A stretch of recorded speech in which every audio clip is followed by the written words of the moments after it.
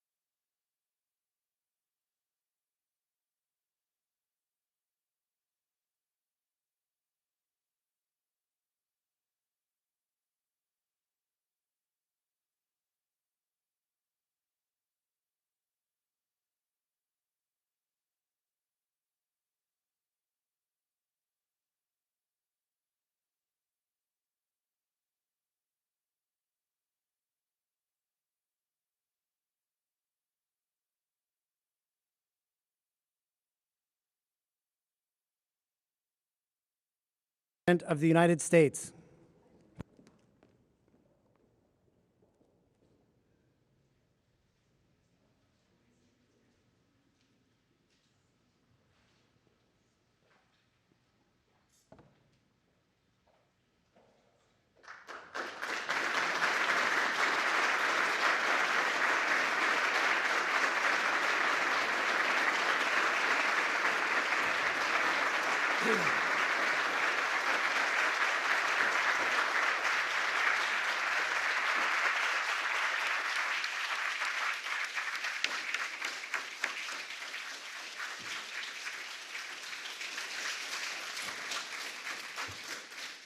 Please have a seat.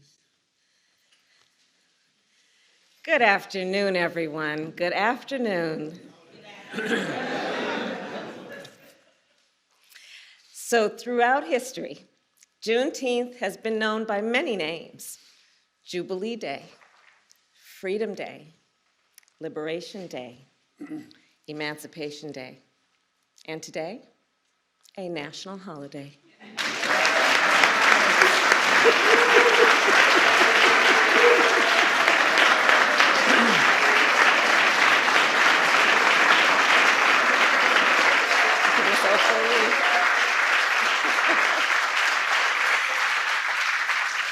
And looking out across this room, I see the advocates, the activists, the leaders who have been calling for this day for so long, including the one and only Miss Opal Lee.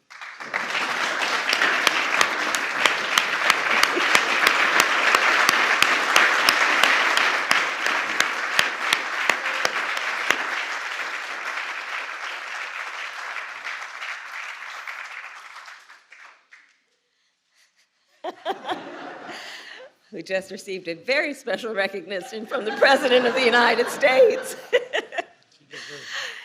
And I see members of Congress, members of the Congressional Black Caucus, members of the United States Senate who passed this bill unanimously. And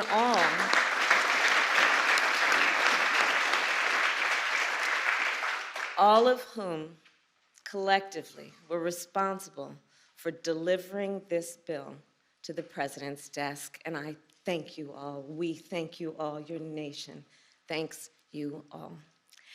And you know, when we establish a national holiday, it makes an important statement. National holidays are something important. These are days when we as a nation have decided to stop and take stock, and often to acknowledge our history. And so as we establish Juneteenth as our newest national holiday, let us be clear about what happened on June 19th, 1865, the day we call Juneteenth. Because you see, that day was not the end of slavery in America. Yes, on that day, the enslaved people of Galveston, Texas, learned that they were free. But in fact, 2.5 years earlier, the Emancipation Proclamation ended slavery in the Confederacy. So think about that. For more than 2 years, the enslaved people of Texas were kept in servitude. For more than 2 years, they were intentionally kept from their freedom. For more than 2 years.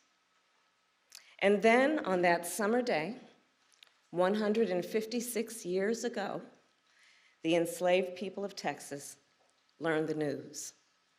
They learned that they were free, and they claimed their freedom. It was indeed an important day.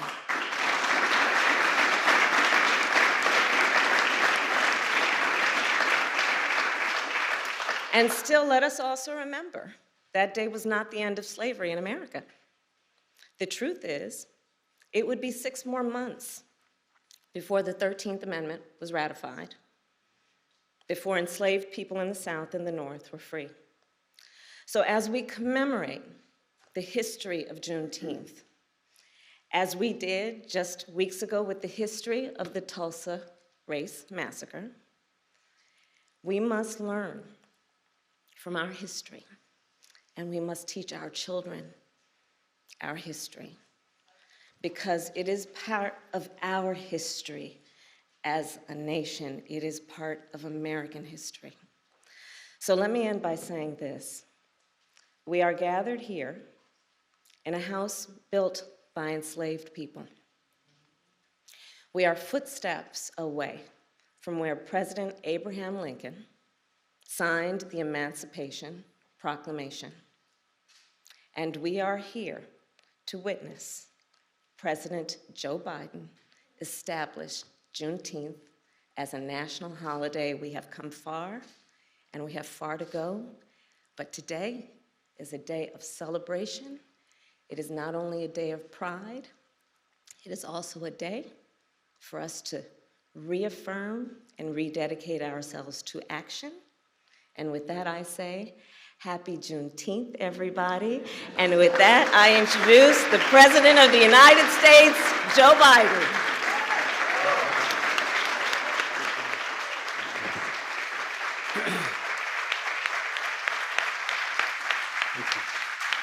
Thank you. Well, thank you, Madam Vice President.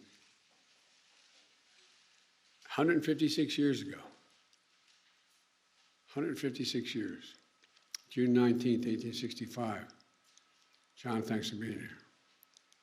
Major General of the Union Army arrived in Galveston, Texas to enforce the Emancipation Proclamation and free the last enslaved Americans in Texas from bondage. The day, as you all know, and we repeat some of what was said, became known as Juneteenth. You all know that.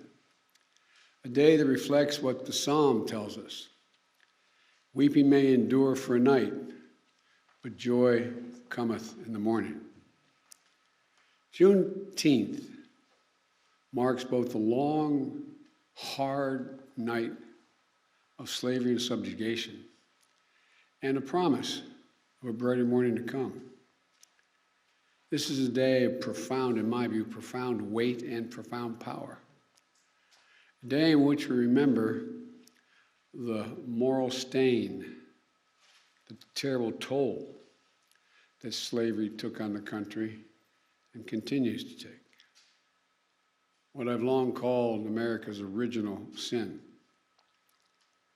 At the same time, I also remember the extraordinary capacity to heal and to hope and to emerge from those painful moments in a bitter, bitter version of ourselves, but to make a better version of ourselves.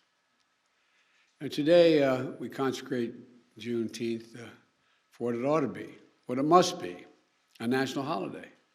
As the Vice President noted, a holiday that will join the others of our national celebrations, our independence, our laborers who built this nation, our servicemen and women who served and died in its defense, and the first new national holiday since the creation of Martin Luther King holiday nearly 4 decades ago.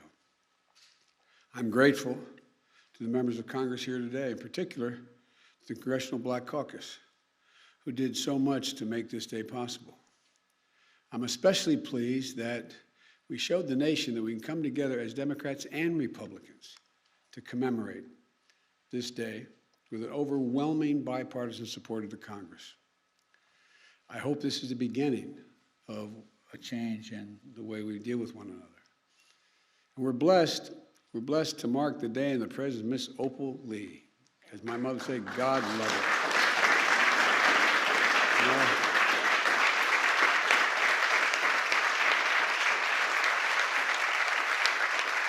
I had the honor of meeting her in Nevada more than a year ago.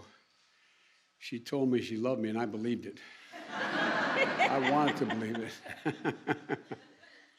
Ms. Opal, you're incredible. A daughter of Texas, grandmother of the movement to make Juneteenth a federal holiday. And Ms. Opal is, you won't believe it, she's 49 years old. Or 94 years old. But you are an incredible woman, Ms. Opal. You really are. As a child growing up in Texas, she and her family would celebrate Juneteenth. And Juneteenth, 1939, when she was 12 years old, a white mob torched her family home. But such hate never stopped her, any more than it stopped the vast majority of you I'm looking at from this podium. Over the course of decades, she's made it her mission to see that this day came. It was almost a singular mission. She's walked for miles and miles, literally and figuratively, to bring attention to Juneteenth, to make this day possible. I ask once again, we all stand and give her a warm welcome to the White House.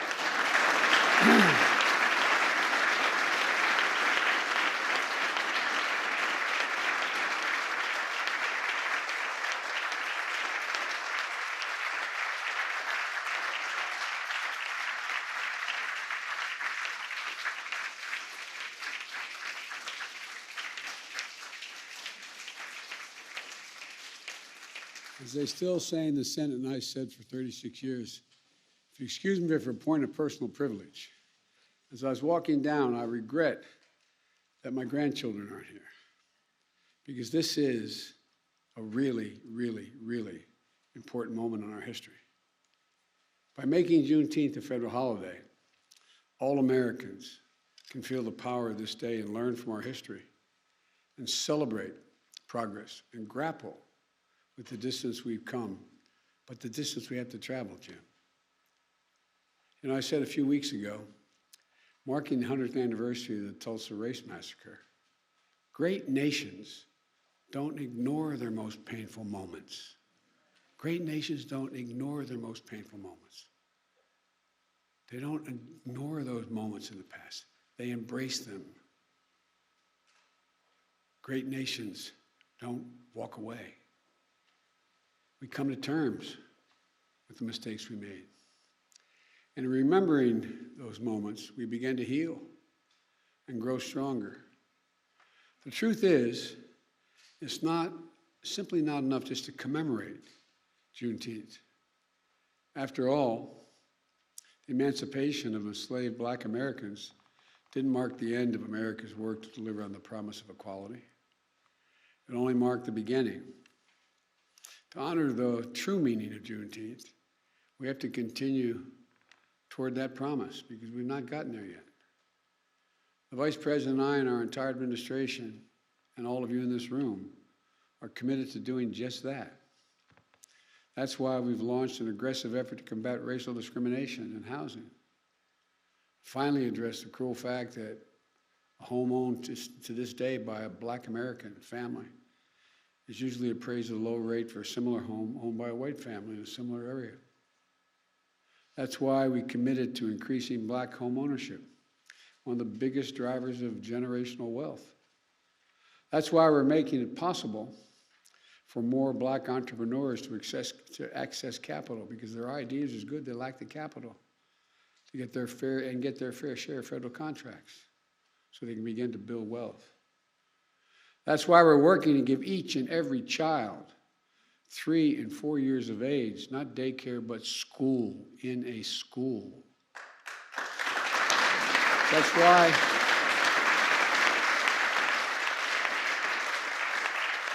we're unlocking the incredibly creative and innovation of the history of our historical Black colleges and universities, providing them with the resources to invest in research centers and laboratories to help HBCU graduates prepare and compete for good-paying jobs in the industries of the future. Folks, the promise of equality is not going to be fulfilled until we becomes real in our schools and on our main streets and in our neighborhoods. Our healthcare system, and ensuring that equity is at the heart of our fight against the pandemic. And the water that comes out of our faucets, and the air that we breathe in our communities, and our justice system, so that we can fulfill the promise of America for all people, all of our people. And it's not going to be fulfilled so long as the sacred right to vote remains under attack.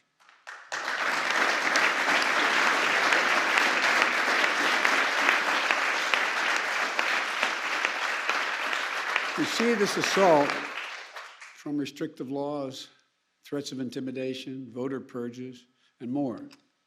An assault that offends the very democracy, our very democracy. We can't rest till the promise of equality is fulfilled for every one of us in every corner of this nation. That, to me, is the meaning of Juneteenth. That's what it's about.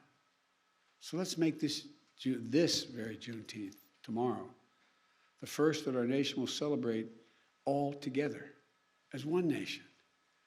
A Juneteenth of action on many fronts. One of those is vaccinations. Tomorrow, the Vice President will be in Atlanta on a bus tour helping to spread the word like all of you have been doing on life-saving vaccines. And across the country this weekend, including here in Washington, people will be canvassing and hosting events in their communities, going door to door, encouraging vaccinations. We've built equity into the heart of the vaccination program from day one, but we still have more work to do to close the racial gap in vaccination rates. The more we can do that, the more we can save lives. Today also marks the 6th anniversary of the tragic deaths at Mother Emanuel Church in Charleston, South Carolina. A killer, motivated by hate, intending to start a race war in South Carolina. He joined his victims in a Bible study class. Then he took their lives in a house of worship.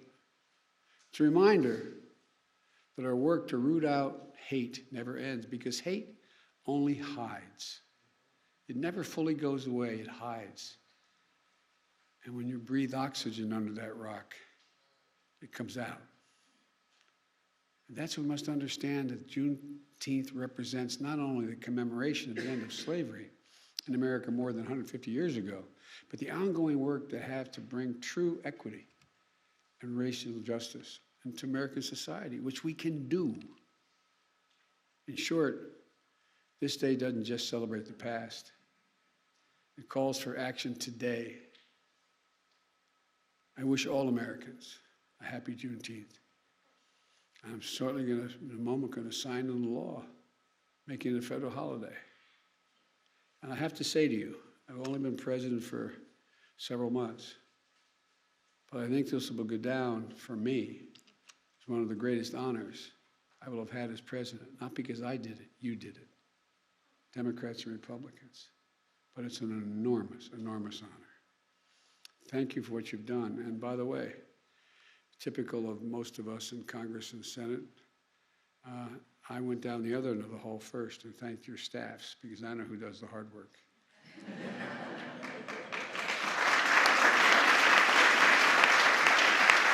No, they're down there. They're at the other end, but I thank them as well. May God bless you all, and may God protect our troops. Thank you. Now,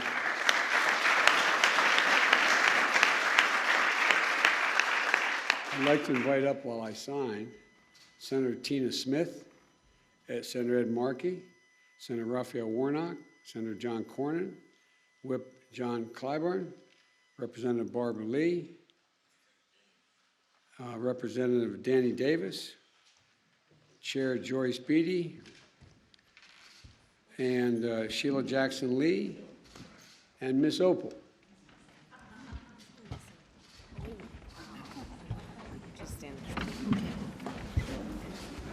You should have my chair.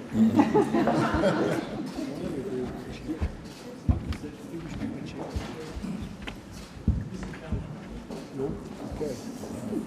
All right.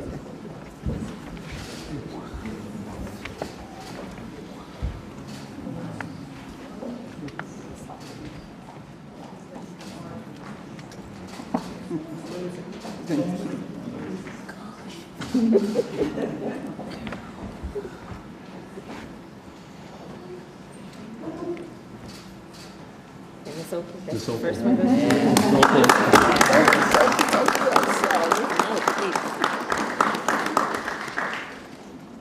I never understand how Barack did this. He did it for you. Gotta make sure.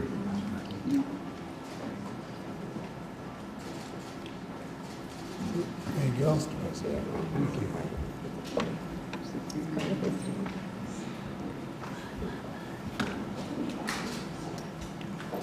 Thank you, Mr. President.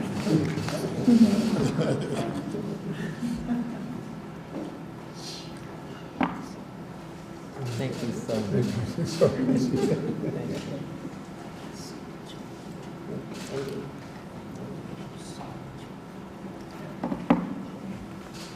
Thank you. I got three more. I got to make them on my name.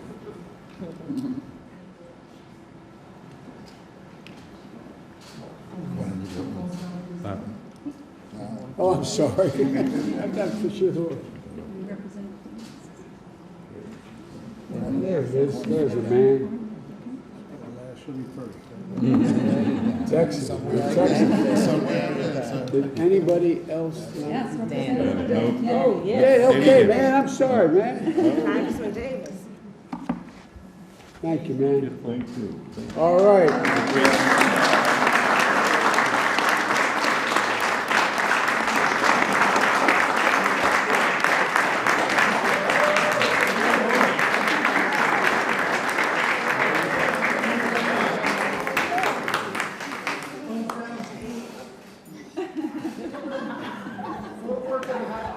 Is Election Day next, Mr. President? Is Election Day next? More than you love me.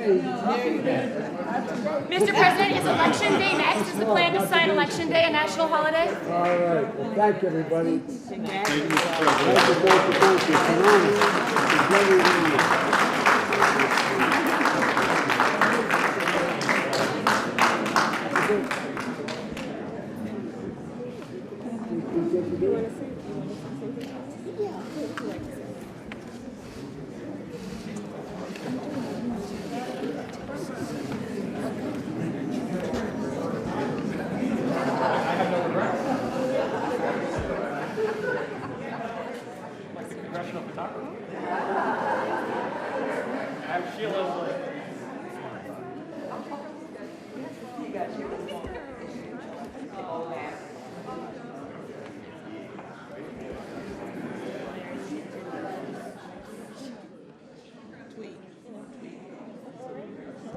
Ladies and gentlemen, please remain seated while the President and the Vice President depart.